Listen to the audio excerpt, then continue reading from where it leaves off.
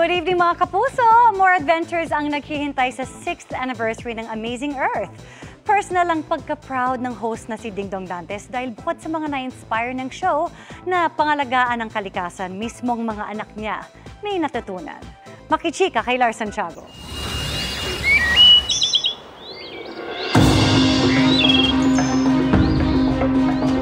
Kamangha-manghang likas yaman. Buhay ng mga hayop. Pati mga taong nakakabilib ang pagmamahal sa kalikasan. Ilan lamang yan sa mga naitampok na ng programang Amazing Earth hosted by Dingdong Dantes. At sa loob ng 6 na taon, marami na raw siyang maituturing na highlight. Siyempre yung guesting ni Marian noong Pasko, nagpalipad kami ng saranggola, tapos nag-biking in tandem kami.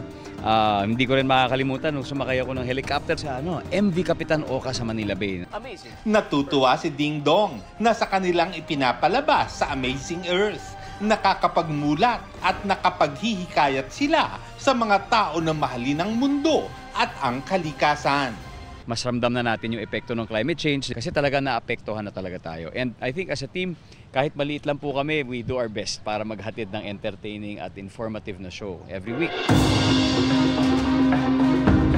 Ngayong anniversary ng show, marami raw ang kaabang-abang na mangyayari. Extreme adventures na nagpapakita ng ganda ng ating mga isla. Magkakaroon ng first underwater adventure po tayo dito sa Amazing Earth. Bibisitahin natin yung biggest protected marine park dahil ipapasyal tayo ng head ng Tumataha Reef Ranger sa ilalim ng dagat. Magkakaroon din tayo ng feature sa biggest permanent obstacle course sa buong mundo na located dito sa Pilipinas. At sa padating na taon ng Amazing Earth, ang tagline natin ngayon ay One Planet, Wild Adventures, Extraordinary Stories. Kasi we want to continue bringing extraordinary stories at wild adventures na syempre may puso para sa ating nag-iisang planeta. Natutuwa rin ikinuwento ni Dong na big fans ng Amazing Earth ang mga anak nila ni Marian na sina Zia at Sixto. Nako, namamangha sila kasi syempre mahilig sila sa mga sa mga hayop.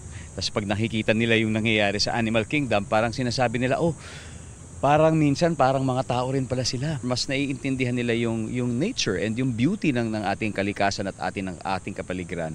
So mahalaga kasi na at a very young age, nauunawaan nila yan para mas magiging solid yung appreciation nila sa lahat ng bagay.